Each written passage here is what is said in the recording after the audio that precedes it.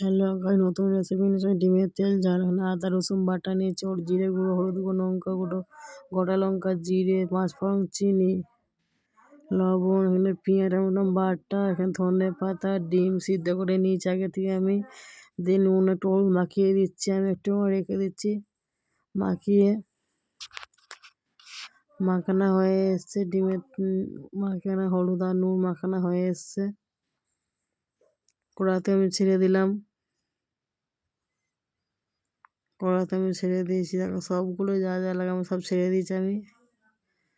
ভাজা হয়ে গেছে, এবার সব দিয়ে দিলাম মশলাগুলো আমি। গোটা লঙ্কা, জিরে, পাঁচফোড়ন, চিনি দিয়ে দিলাম। এবার পেঁয়াজ আর টমেটো বাটা দিয়ে দিলাম। টমেটো বাটা দিয়ে দিলাম, একটুখানি নাড়াচাড়া হচ্ছে। টমেটো বাটা ডিমের তেলটাই আমি দিয়ে দিলাম, যে ডিমগুলো ভেজে তুলেছিলাম সেই তেলটা আমি দিয়ে দিলাম। পেঁয়াজ আর টমেটো বাটা একটু ভালো করে নাড়াচাড়া করে কষতে হবে অনেকক্ষণ ধরে। লবণ দিলাম অল্প করে আমি, একটু ভালো করে কষতে হবে। আদা রসুন পেস্ট দিয়ে দিলাম, একটু হালকা জল দিলাম। ভালো করে কষতে হবে আদা রসুন পেস্টগুলো দিয়ে।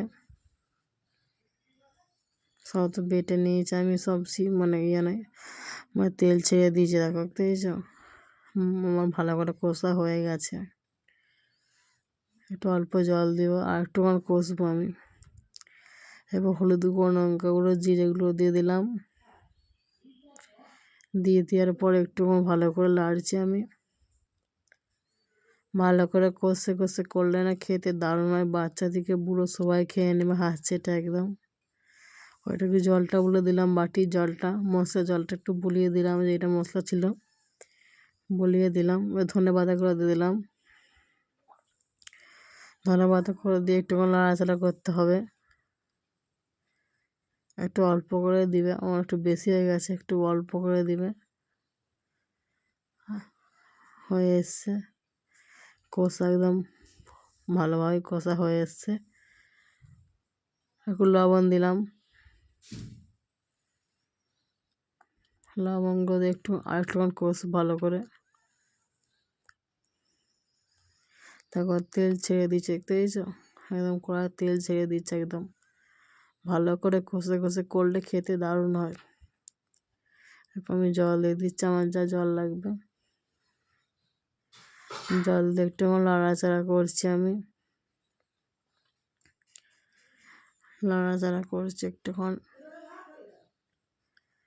নাড়াচাড়া করছি আমি একটুক্ষণ ভালো করে নাড়াচাড়া। ডিমগুলো ফুটে গেছে, জলটা আমি দিয়ে দেবো, ঝোলটা মানে তেল জ্বালাবে ফুটে গেছে, আমি দিয়ে দিয়েছি। ডিমগুলো সব দিয়ে দিচ্ছি একে একে আমি, একে একে সব দিয়ে দেবো আমি। মানে একটু নষ্ট মরে আসলে আমি নামিয়ে দেবো। তারপরে ভালোভাবে ফুটে গেছে, ভালোভাবে ফুটে গেছে। দেখো আর রঙটা কেমন আসছে বলো। আমার দেখো ঝোল ফুটে টকবক করছে, হয়ে এসছে, নামিয়ে দিয়েছি আমি। কেমন আছে বন্ধুরা, ভালো আছে তো?